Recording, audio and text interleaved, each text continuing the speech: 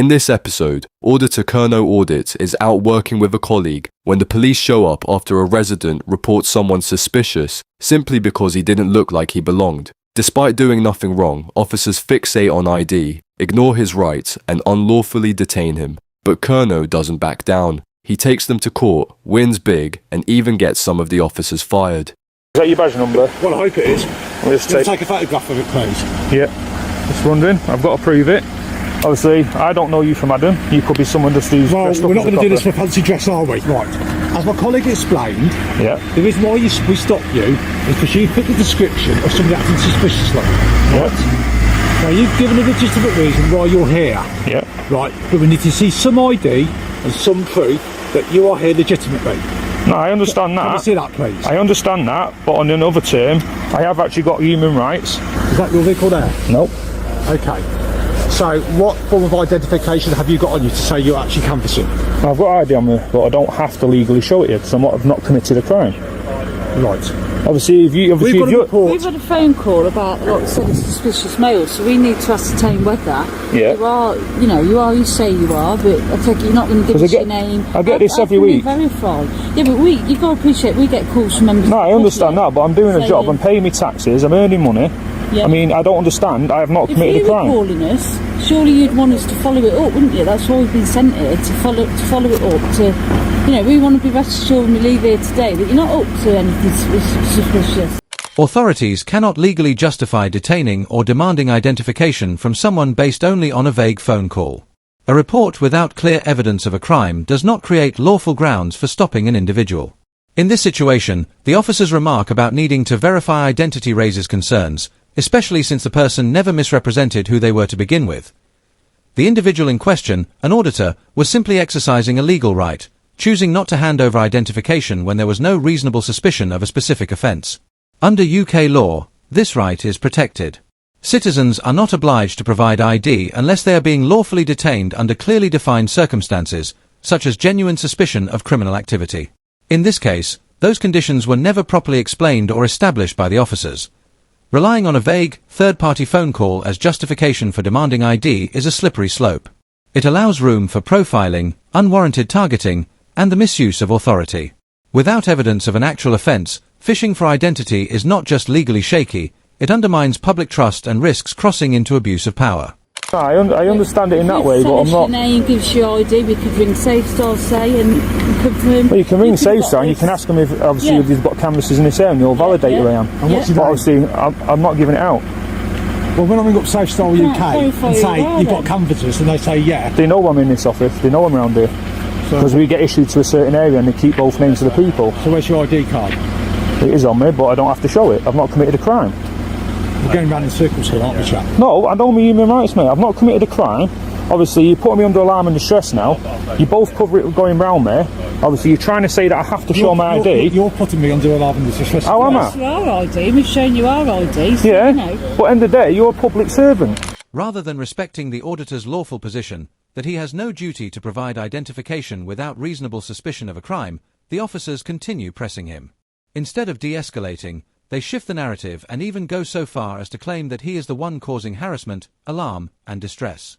The irony here is difficult to ignore, and it raises serious concerns about accountability. It's deeply troubling that trained officers, supported by the authority of uniform and law, could claim to feel distressed simply because a citizen calmly asserts their legal rights. That imbalance of power becomes even clearer when one officer tries to defend the demand by saying, "We've shown you our ID." But that argument misses the core issue entirely. The question is not whether officers can display identification, it's whether they are justified in insisting that a citizen provide theirs when no lawful grounds exist to be why portraying themselves as victims in this exchange, the officers attempt to flip the dynamic on its head. In reality, it is their repeated questioning, pressure, and refusal to accept a lawful answer that escalates the situation. Instead of safeguarding the law, their actions come across as an effort to override it. This kind of circular reasoning, demanding compliance without cause and then blaming the individual for resisting, undermines trust in policing.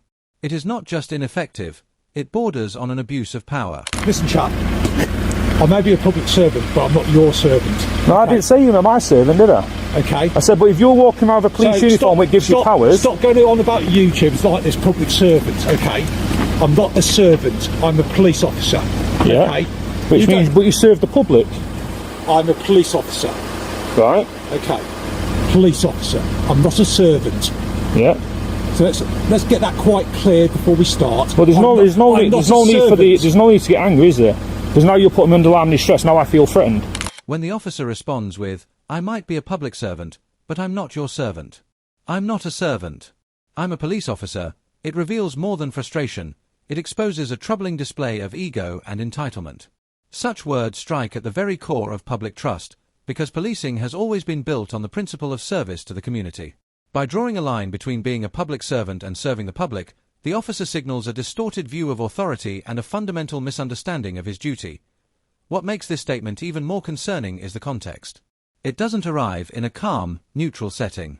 It follows repeated attempts to pressure the auditor, sustained intimidation, and a flat-out refusal to respect his lawful rights. Delivered in a dismissive and confrontational tone, the remark isn't just defensive, it carries an air of superiority. Instead of projecting accountability, the officer rejects it outright. This kind of rhetoric undermines the very foundation of democratic policing, where authority must always be balanced with responsibility to the people.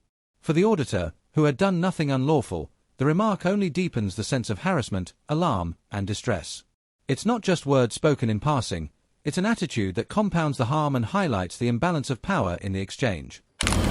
What, you feel threatened? Yeah, hence why I'm recording it, just in case anybody's trying anything cheeky. That's fine. I've had it before where police has thrown me on the floor for asking him, "Have you got ID?"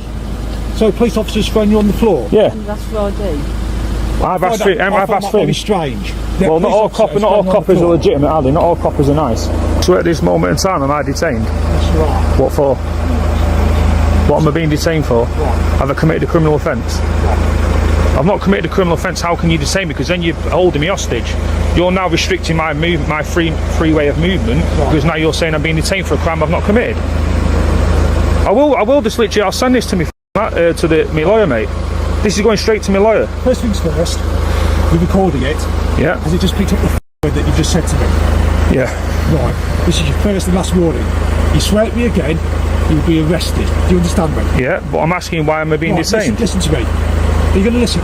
I'll listen, but I want you to listen to my point of view. Detained at this moment in time. Yeah. So we can speak to the caller. Yeah. Because as I said, you fit the description of a person seen acting suspiciously. Yeah. Right? Now, until we speak to the caller and fathom out what the caller says to us, you're not going anywhere. Right, so you're detaining me against my own will from a crime that I've not committed. This incident highlights a clear misuse of police authority. Detaining a person without lawful grounds, based only on the idea that they fit a description or appear suspicious, falls far short of acceptable policing standards. Without evidence of a crime, such actions are not just careless, they amount to a direct violation of civil liberties and public trust. What makes this situation more concerning is the officer's own admission. He openly acknowledges that the detention is based solely on the word of a caller, with the auditor being held until officers can figure it out. But that is not how the law functions. Detention cannot be built on guesswork or unverified claims. It requires specific, reasonable, and objective grounds. Anything less turns lawful safeguards into empty promises. UK law, particularly under the Police and Criminal Evidence Act, PACE, is clear. An officer must establish reasonable suspicion tied to an actual crime before detaining someone. A vague phone call does not meet that threshold. By treating the auditor as if he were guilty until proven innocent, the officer reverses one of the most fundamental principles of justice. Instead of protecting rights, the approach here undermines them, leaving the impression of policing by hunch rather than by law. Are you going to admit that now on camera, that you're detaining me when I've not committed an offence? Till we speak to the caller. Yeah. See exactly what the caller says you have or haven't done.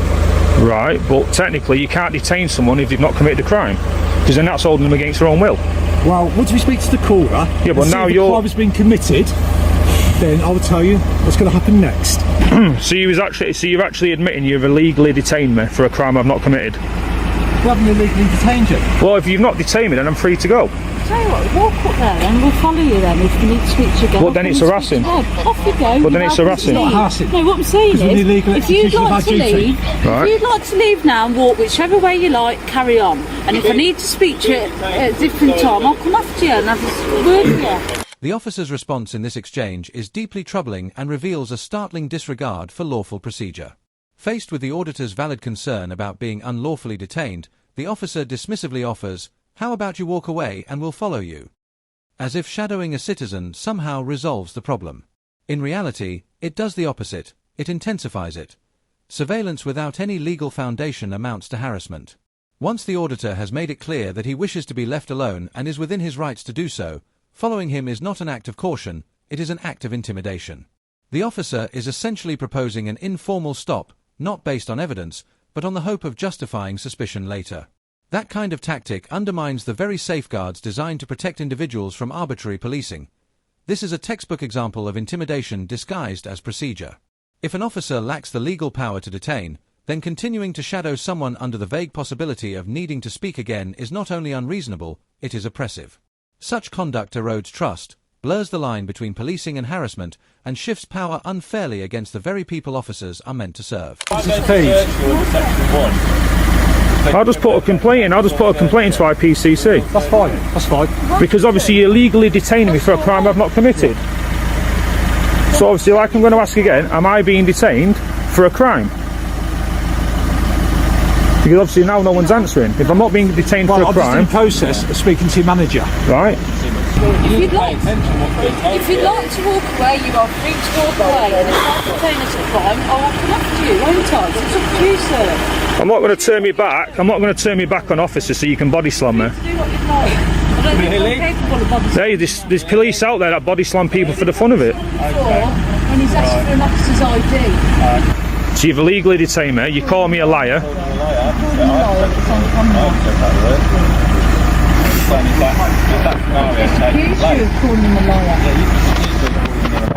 Yeah, but now you've also illegally detained me. So wait until IPC. Go around in circles. Twice I've said, if you'd like to walk away, walk away. Well, just for the camera, have I been committed as a crime? Right, so I've not committed a crime, so... Well, you've given me permission to walk away. I'm not, mate. I'm not, mate. Now you're making lies about me. You've also illegally detained me, like I said before, when he says you're now detained. For what crime? He couldn't give me a crime. So he's legally detained me on the spot. He's also kept me hostage. So I do know my rights, and this will be going to IPCC. I will be sent it to Milan. I'll wait until it's all over the line. I don't need the log number. I've got your badge numbers.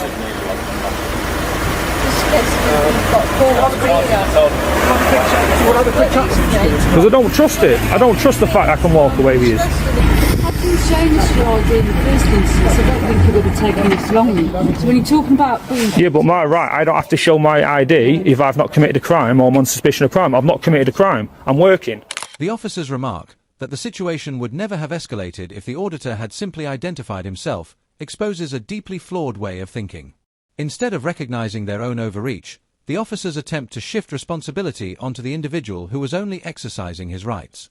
This approach blames the citizen for not submitting, rather than holding the police accountable for acting without lawful grounds. The facts are straightforward. The auditor had not committed any offence, had openly explained that he was working, and clearly stated his legal position. At that point, the lawful course would have been to respect his choice and move on. Instead, the officer framed the auditor's refusal to comply as the root of the problem, as if saying no to an unlawful demand was itself an act of defiance. What this really reflects is not procedure, but ego. The inability to accept a lawful refusal led the officers to double down instead of reassessing the situation in line with the law. By suggesting that the auditor caused the escalation, the officer reveals a mindset that treats non-compliance with questionable demands as grounds for detention or further confrontation. That line of thinking is dangerous. It replaces policing by law with policing by force of will, and it risks normalizing escalation any time authority is challenged, even when that challenge is entirely lawful. If working's committing a crime, I'll just go and join benefits. You could have last time you were working 10 minutes ago, and you could have gone on your way then, couldn't you? So we'll have to go so we don't have body slam. So we don't body slam. Before you get that urge. Yeah. Okay. So, it's what I said.